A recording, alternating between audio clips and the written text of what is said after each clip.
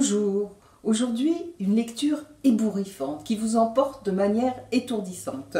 Sarah quand même de Régine d'Étambel.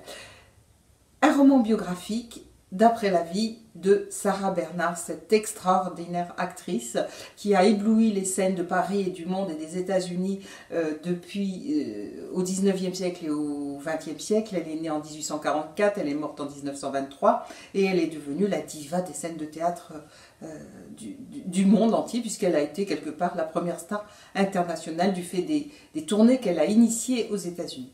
Alors, Régine d'Étambel se place depuis la vieillesse de Sarah Bernhardt. Il lui arrive cette chose épouvantable, sa jambe est malade et elle va devoir être amputée. Et on voit le combat de cette femme d'abord dans la maladie avec la jambe malade qui continue à jouer. Et puis après l'amputation, comment elle combat, elle fait tout et parvient à rejouer et à être ce qu'elle a toujours été, une femme traversée, brûlée par son talent et en même temps une femme libre, émancipée. C'est vraiment aussi un magnifique personnage de femme émancipée. Alors, ce point de vue à la vieillesse permet aussi à l'autrice de faire des allers-retours entre le passé et le présent de l'actrice, donc on a l'ensemble quelque part de sa vie.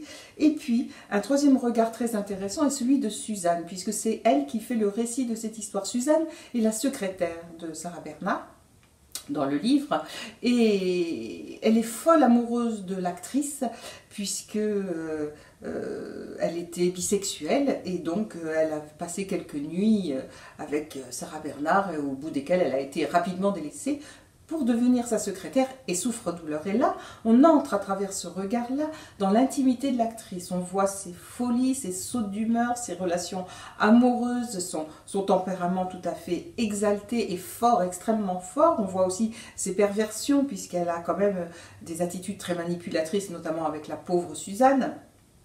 Et tout ça est raconté avec beaucoup de délectation par Régine d'Étambel et beaucoup d'humour. Hein. On a comme ça un portrait de cette femme et un tableau de l'époque dans ce milieu des artistes tout à fait étonnant.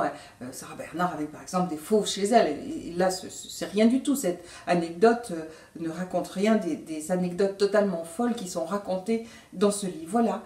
L'autrice se délecte à écrire ce récit et nous, on se délecte à le lire.